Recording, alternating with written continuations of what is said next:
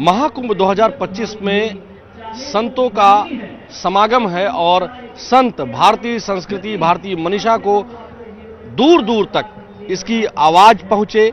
देश दुनिया में शांति व्यवस्था स्थापित करने के लिए महाकुंभ से आवाज निकले, यह प्रयास संतगण कर रहे हैं। और हमारे साथ अभिषेक ब्रह्मचारी जी महाराज हैं। सादर प्रणाम है महाराज जी आपको।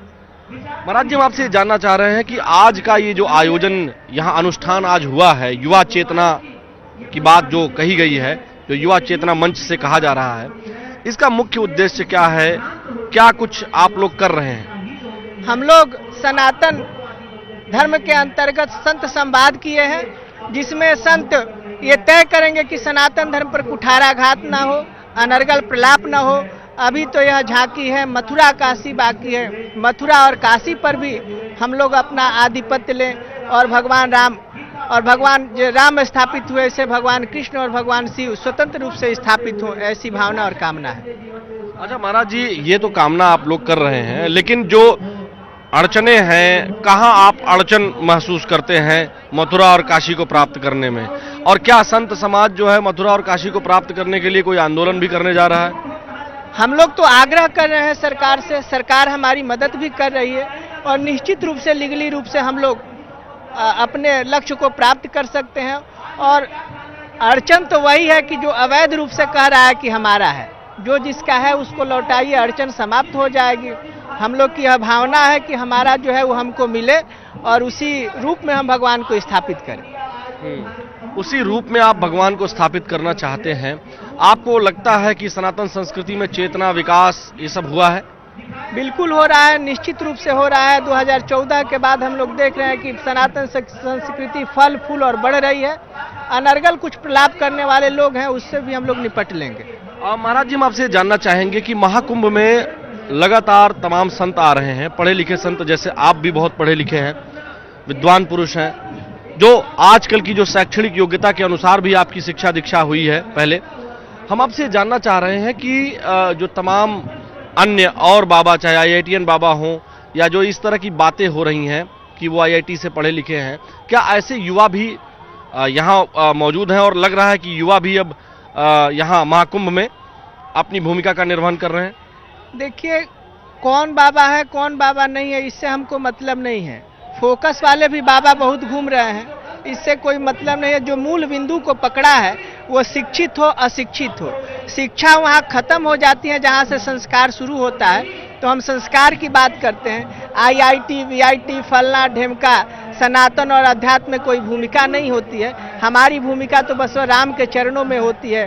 सबरी और निषाद ने कोई शिक्षा ग्रहण नहीं किया था, परंतु हमारे आदर्श सुख सनकादि भगत मुनि नारद के साथ साथ कपिपति रीछ निशाचर राजा अंगदाद जय की बिना पढ़े लिखल बानर और भालुओं को हम लोग अपना आदर्श मान के उनकी पूजा करते हैं। इसलिए पढ़ाई लिखाई का कोई महत्व नहीं है, धर्म के अंतर्गत रह के अपनी बात करना यह बहुत जरूरी है। अच्छा, जैसे यहाँ पिछले दिनों बालकानंद महाराज जी ने भी कहा, कल ही अभी कहा और हमारे यहाँ चल रहा है, हम ही गए थे उनसे बात करने, उन्होंने कहा कि बाल, गाल और आंख पर चर्चा न हो, अध्यात्म पर चर्चा हो। आपको लग रहा है कि महाकुंभ में अध्यात्म पर कब चर्चा हो रही है? बहुत कम चर्चा हो शुरू होगी। देखिए, किस पर चर्चा हो रही है, किस पर चर्चा नहीं हो रही, तो यह विषय हमारा नहीं है। यहाँ मुंडे मुंडे भतिर भिन्ना लोग बैठे हुए हैं, हम किस पर चर्चा कर रहे हैं? हम आपसे निवेदन करें कि उस पर बात करें। बोलेंगे विवाद होगा, ये होगा वो होगा, सब अपनी डफली अपना ताल बजा रहा है। अगर संत जिस दिन एक हो जाए उस दिन षड्यंत्र समाप्त हो जाएगा, यह हमारी भावना और कामना है। तो नहीं, आप आना उस बात पे नहीं चाह रहे हैं, लेकिन सौंदर्य पर भी चर्चा होनी जरूरी है। लेकिन क्या महाकुंभ में आपको लगता है कि 2025 में बातें जो है वो निकल गई हैं? पहले दूसरे दिन से ही इस तरह की चर्चा होने लगी है, जिसमें सौंदर्य और इस पर ज्यादा चर्चा है वनस्पत अध्यात्म के। देखिए, जिसकी जो दृष्टि होगी उसी पर चर्चा करेगा। जिसकी दृष्टि सौंदर्य पर होगी सौंदर्य की चर्चा करेगा। कॉलेज में विभिन्न प्रकार के बच्चे पढ़ते हैं, तो जो जाते हैं वो विषयांतर्गत बोलते हैं और कोई ये देखते हैं कि किसका आंख कैसा है और किसका चाल कैसा है। तो किस रूप में कौन देख रहा है उस विद्यार्थी के शिक्षा पर निर्भर करता है।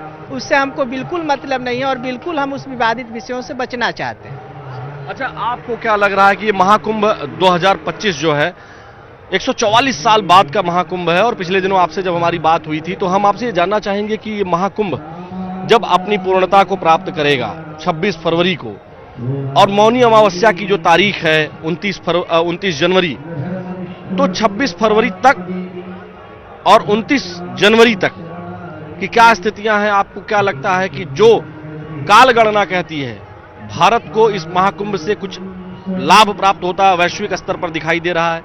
देखिए, आपको लाभ दिखाई दे रहा है कि नहीं दे रहा है? पूरे देश की मीडिया, अंतर्राष्ट्रीय मीडिया यहाँ बैठी हुई है। अभी इस मेले में एक आकस्मिक और दुर्दांत घटना हुई, पूरा विदेशों ने उसको टेकअप किया। 2 मिनट में माननीय मुख्यमंत्री वहां पहुंच गए, प्रधानमंत्री ने फोन से संज्ञान लिया। तो पूरा देश जिसको देख रहा है तो वो अपने आप में एक विदेशी नुमा सिस्टम बना हुआ है। यह देश स्वदेश की भांति अपने आप को प्रस्तुत कर रहा है, इसलिए इसमें कोई ज्यादा उत्सुकता का विषय नहीं है। उत्सुक जहां जाए मन तहीं लो भाई, यह पूरा मीडिया इसी एक जिला जो नया बनाया गया उसी के अंतर्गत घूम रही है। तो हमको लगता है कि इससे बढ़िया उदाहरण कुछ हो नहीं सकता है और इससे बढ़िया कोई समझाया नहीं जा सकता है। तो ये हैं अभिषेक ब्रह्मचारी जी, जो लगातार यह बात कह रहे हैं कि विवादों में नहीं कहेंगे, लेकिन इशारों में इन्होंने बहुत कुछ कह दिया।